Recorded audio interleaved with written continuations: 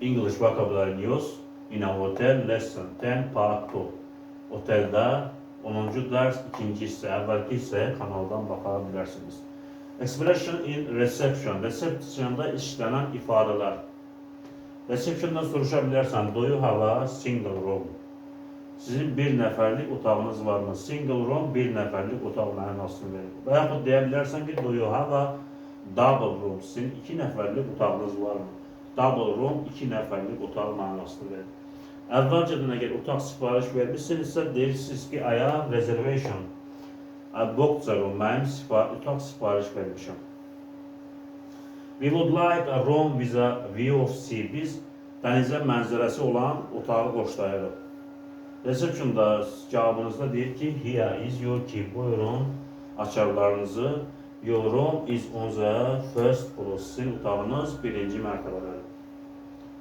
Videonu bəyənib kanala abunə olmağı unutmayın.